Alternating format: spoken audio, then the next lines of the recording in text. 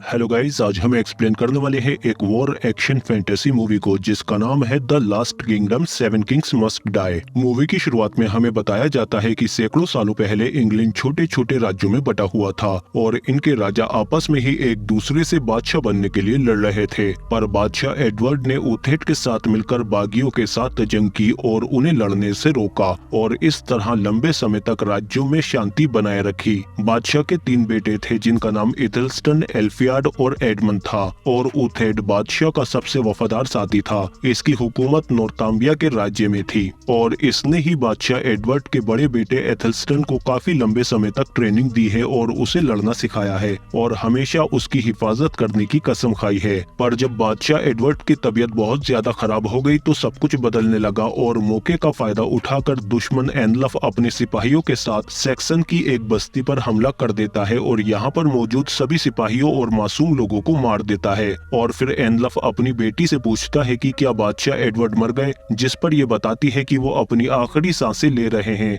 जिस पर एनलफ कहता है कि अगर बादशाह एडवर्ड मर गए तो पूरा सेक्सन आपस में ही लड़ने लगेगा और उनकी इसी कमजोरी का फायदा उठाकर हम उन्हें भड़काएंगे और आखिर में उन सबको मारकर पूरे इंग्लैंड पर अपनी ईसाइयों की हुकूमत कायम करेंगे। और इधर विंचेस्टर राज्य में हम देखते हैं कि बादशाह एडवर्ड मर चुके हैं। तभी रानी के सिपाही आकर बताते हैं कि बादशाह के मरते ही उनके छोटे बेटे एल्फियड ने अपने सिपाही भेजे हैं। वो आपको और आपके छोटे बेटे एडमंड को बंदी बनाने के लिए आए हैं, इसीलिए आपको अपने बेटे के साथ फौरन उथेट के पास जाना होगा। पर रानी जाने से पहले कहती है कि बादशाह के बड़े बेटे इथेल्स्टन को खबर भेजो कि उनके पिता मर चुके हैं। इसके बाद रानी अपने छोटे बेटे को लेकर यहाँ से भाग जाती है और इधर हम नॉर्थाम्बिया के राज्य में उथेट को देखते हैं जो बादशाह एडवर्ड का वफादार साथी था। और फिर जल्दी ही यहाँ पर रानी अपने बेटे के साथ आ जाती है और बताती है कि बादशाह मर चुके हैं और उनके छोटे बेटे एल्फियड ने हमें बंदी बनाने की कोशिश की, इसीलिए हमें आपकी सुरक्षा और मदद चाहिए। जिस पर उथेट कहता है कि बादशाह एडवर्ड के मरने के बाद मैं और मेरा राज्य बादशाह के बड़े बेटे इथेल्स्टन को ही नया बादशाह मानता है।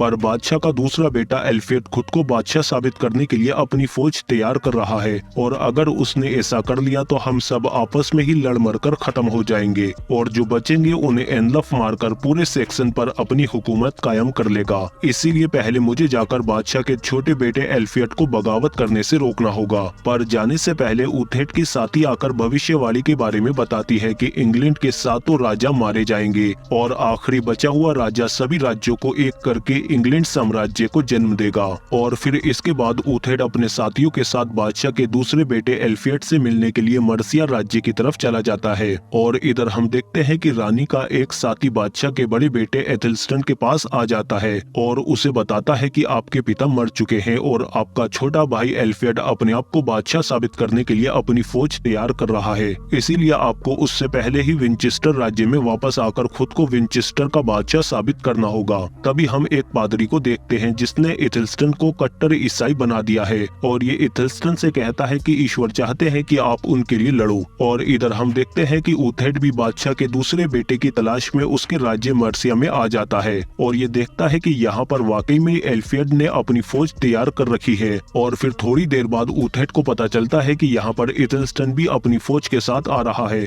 जिस पर उथेट कहता है कि इथेल्स्टन के आने से पहले हमें दरवाजे पर कब्जा करना होगा। और फिर रात को हम देखते हैं कि उथेट और उसके साथी दरवाजे के सिपाहियों को मारकर उनका भेष बदलकर दरवाजे पर कब्जा कर लेते हैं। और फिर अगली सुबह हम देखते हैं कि इथेल्स्टन भी अपनी फौज के साथ यहाँ पर आ जाता है और एल्फियड से कहता है कि दरवाजा खोलो और अपने आप को मेरे हवाले कर दो, मैं जंग नहीं चाहता, अगर तुमने ऐसा नहीं किया तो हम दरवाजा तोड़कर अंदर आ जाएंगे और किसी को जिंदा नहीं छोड़ेंगे। जिस पर एल्फियड कहता है कि मैं कभी भी तुम्हारे सामने घुटने नहीं टेकूंगा। पर तभी उथेट दरवाजा खोलकर एल्फियड से कहता है कि हार मान लीजिए, अब दरवाजे पर मेरा कब्जा है, इस जंग की जरूरत नहीं है, हार मान लो, किसी का खून नहीं बहेगा। जिस पर एल्फियड हार मान लेता है और फिर दरवाजा खुलने के बाद हम देखते हैं कि एल्फियड हथियार डालकर अपने बड़े भाई से गले मिलने के लिए जैसे ही जाता है तो वो इसे मार देता है और फिर अपने सैनिकों से इन पर हमला करने का आदेश दे देता है। जिस पर एथेल्स्टन के सैनिक एल्फियड के सैनिकों पर हमला कर देते हैं और इन सबको बेरहमी के साथ मारने लगते हैं। और यहाँ पर ये किसी भी मासूम को जिंदा नहीं छोड़ते, सभी को मारने लगते हैं। और उथेट को कुछ समझ में नहीं आता कि अचानक ये क्या हुआ, इसीलिए वो सबको रोकने की कोशिश करता है पर कोई इसकी बात नहीं सुनता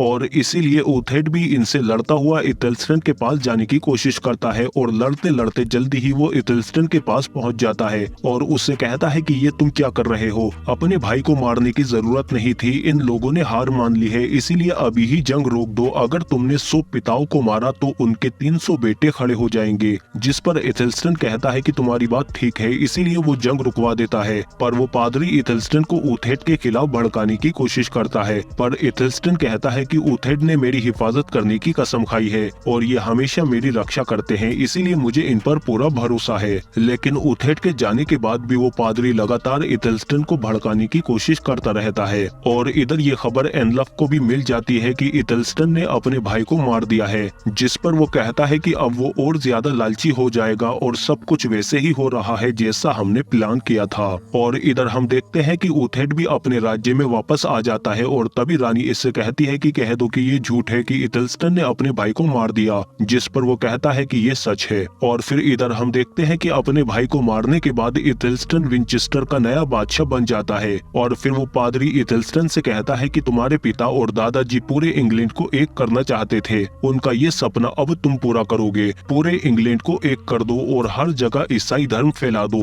और फिर इथेल्स्टन पादरी की बात मानकर दूसरे राजाओं को भी डरा धमकाकर उनके धर्मों को खत्म करने लगता है। और जब ये बात ऊथेड को पता चलती है तो वो फौरन यहाँ पर आ जाता है और इथेल्स्टन से कहता है कि तुम मेरे राज्य में घुसकर जबरदस्ती लोगों का धर्म नहीं बदल सकते। पर इथेल्स्टन कहता है कि मैं ईश्वर का काम कर रहा हूँ। जिस पर ऊथेड कहता है कि वो पादरी तुम्हें भटका रहा है। पर इथेल्स्टन पादरी के खिलाफ कोई बात नहीं सुनता और वो गुस्से में ऊथेड को ही यहाँ से भेज देता है। और फिर रात को जब ऊथेड सो रहा होता है तो तभी इसका साथी आकर बताता है कि पादरी ने तुम्हें ईश्वर का दुश्मन करार किया है ताकि उनके लोग तुम्हें मार दें। पर उससे पहले ही ऊथेड चुपचाप यहाँ से भाग जाता है। और फिर अगली सुबह हम देखते हैं कि पादरी काफी सारे सैनिकों को लेकर ऊथेड के किले पर आ जाता है और उसके बेटे से कहता है कि तुम्हारे पिता ऊथेड ने अपना राज्य इथेल्स्टन को दे दिया है, इसीलिए उन्हें आने में वक्त लगेगा। जिस पर ऊथेड का बेटा इसकी बात पर यकीन करके दरवाजा खोल देता है। पर अंदर आते ही ऊथेड के सिपाही पादरी और उसके सभी साथियों को पकड़ लेते हैं। और फिर ऊथेड आकर कहता है कि कल रात हम तुमसे पहले ही यहाँ पर आ गए थे।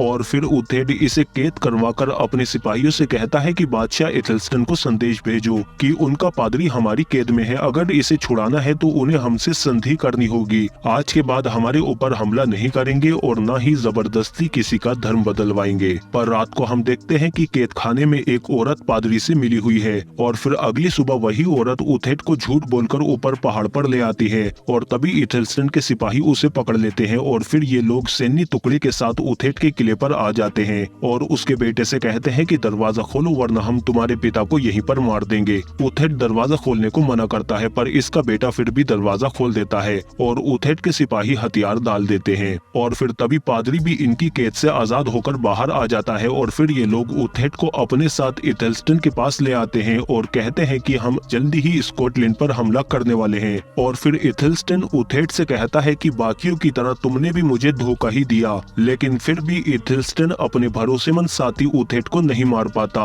और फिर अपने सिपाहियों से कहता है कि इनका सारा सामान छीन लो। और फिर ये ऊथेड से कहता है कि मैं तुम्हें अपनी रियासतों से बेदखल करता हूँ और आज के बाद अगर किसी ने भी तुम्हें खाना खिलाया या तुम्हारी मदद की तो वो मेरा दुश्मन होगा, दोबारा मेरे इलाकों में मत दिखना। और फिर इसके बाद इथेल्स्टन स्कॉटलैंड पर हमला करके चारों तरफ तबाही मचा देता है और सभी लोगों को मार देता है, जबकि ऊथेड इधर ठंड से ठिठुर रहा है और अपनी जान बचाने के लिए इधर उधर भाग रहा है क्योंकि यहाँ पर बहुत ही ज्यादा ठंड है और बिना कपड़ों के ये ज्यादा देर तक जिंदा नहीं बच पाएगा। पर थोड़ी देर बाद ही एनलफ के लोगों को ये मिल जाता है जो इसे बचाकर अपने साथ यहाँ से दूसरी तरफ आइलैंड पर ले जाते हैं। और वहाँ जाकर ऊथेड देखता है कि इन लोगों ने बहुत बड़ी जंग की तैयारी कर रखी है, ये जल्दी ही इथेल्स्टन पर हमला करने वाले हैं। और फिर जब ऊथेड को एनलफ और बाकी राजाओं के सामने पेश किया जाता है तो वो ऊथेड को बताते हैं कि तुम्हारे बादशाह इथेल्स्टन ने हमारे स्कॉटलैंड के राज्य पर हमला किया है और हमें पता है कि उसने तुम्हें भी अपने राज्यों से बेदखल कर दिया है, इसीलिए हमारा दुश्मन एक है। पर ऊथेड कहता है कि हमारे यहाँ एक भविष्यवाणी है कि जल्दी ही उस महान जंग में 7 राजा मारे जाएंगे। पर ये कहते हैं कि एक रास्ता और है, अगर तुम सिर्फ एक इंसान को मार दो तो हजारों जानें बच जाएंगी, इसीलिए वापस जाओ और इथेल्स्टन को सुलह के बहाने मार दो, इससे जंग टल जाएगी और हजारों जानें बच जाएंगी। पर अगर तुमने उसे नहीं मारा तो हम हमला हमला करके इंग्लैंड के सभी राज्यों को जीत लेंगे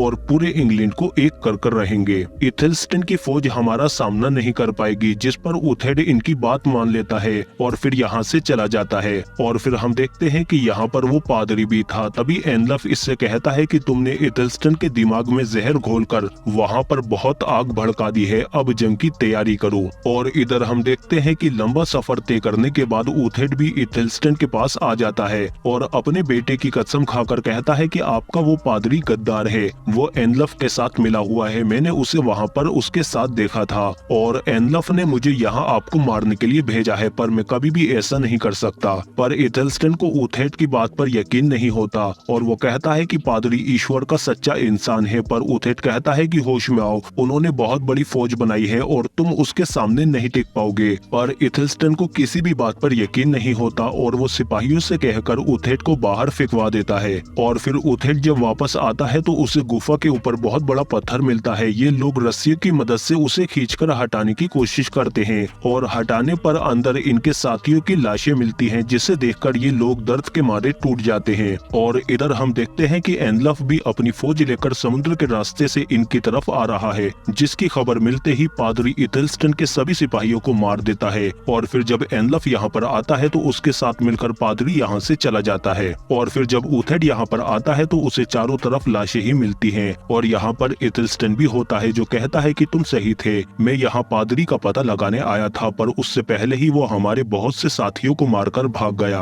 पर उथेड कहता है कि उनकी फौज बहुत बड़ी है, अगर हम मिलकर नहीं लड़े तो हम खत्म हो जाएंगे। और फिर हम देखते हैं कि उथेड जंग की पूरी तैयारी कर लेता है और कहता है कि पहाड़ी पर हम उनसे जीत नहीं पाएंगे, लेकिन दाई तरफ के जंगल से आते हुए वो हमें नहीं देख पाएंगे, इसीलिए हम उनको पहले पहाड़ी पर रोकेंगे और फिर धीरे धीरे पीछे लेकर आएंगे। हमारी आधी सेना जंगल की दाई तरफ छिपी रहेगी। और फिर उथेड बाकी सेना लेकर पहाड़ी पर चला जाता है, जहाँ पर जल्दी ही एनलफ भी अपनी बहुत बड़ी सेना के साथ आ जाता है। और इनकी इतनी बड़ी सेना देखकर उथेड के सिपाही काफी घबरा जाते हैं, पर उथेड कहता है कि अपना डर उन पर हावी होने मत दो। और फिर ये अपने सामने वाली कतार के आगे नुकीली कीले फैला देते हैं। तभी इथेल्स्टन भी अपनी सेना के साथ यहाँ पर आ जाता है, पर ये दोनों सेनाएं मिलकर भी एनलफ की सेना से कम हैं और अब दोनों सेनाएं ढाले तान कर एक दूसरे के सामने डटकर खड़ी हो जाती हैं। और फिर उथेड कहता है कि ढाल उठाओ और पीछे हटो, हमें उन्हें पेड़ों तक लाना है। और इन्हें पीछे हटता हुआ देखकर एनलफ कहता है कि ये लोग भागने की कोशिश कर रहे हैं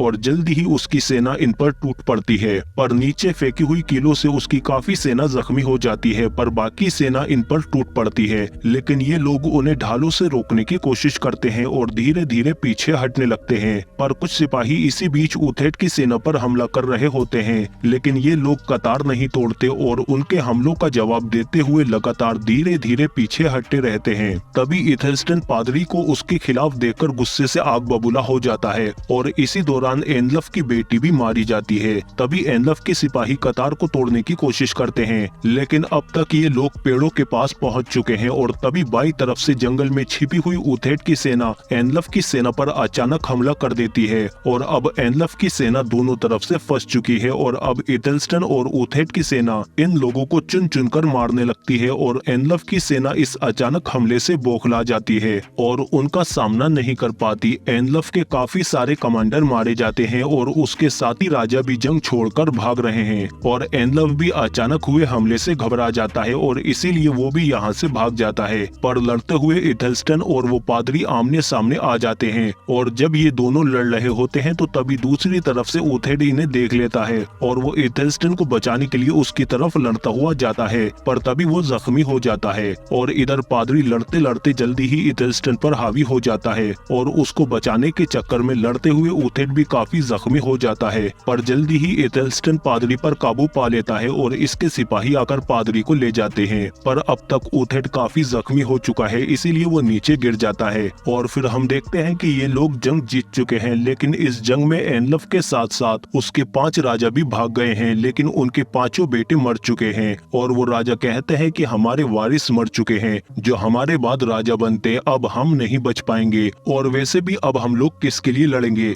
भविष्यवाणी के मुताबिक 5 राजा मर चुके हैं। और इधर हम देखते हैं कि इथेल्स्टन भी उस पादरी से कहता है कि तुमने मुझसे बहुत सारे गुनाह करवाए हैं, इसीलिए वो जल्दी ही अपने सामने उस पादरी को मरवा देता है। और फिर जल्दी ही ये लोग जख्मी ओथेट को भी अपने साथ लेकर चले जाते हैं और फिर थोड़ी देर बाद हम देखते हैं कि ओथेट ठीक हो जाता है और इसके साथ ही बताते हैं कि 5 राजा मर चुके हैं, पर ओथेट कहता है कि 5 नहीं 6 मर चुके हैं। भविष्यवाणी सही साबित हुई, क्या 7वां राजा मैं हूँ? तभी इथेल्स्टन उससे कहता है कि मुझे माफ कर दो, मैंने आपकी बातों पर यकीन नहीं किया। जिस पर ओथेट कहता है कि अब तुम सही रास्ते पर आ चुके हो, इसीलिए अब मैं अपना राज्य भी तुम्हें देता हूँ ताकि तुम सभी राज्यों को एक करके एक देश इंग्लैंड का निर्माण कर सको और अब से तुम ही हमारे बादशाह हो। और इस तरह सैकड़ों सालों पहले इंग्लैंड का जन्म हुआ। और इसी के साथ ये शानदार मूवी यहीं पर खत्म हो जाती है। अगर आपको ये वीडियो अच्छी लगी है तो प्लीज लाइक जरूर करो उसे और कमेंट करके हमें जरूर बताओ कि आपको ये मूवी कैसी लगी।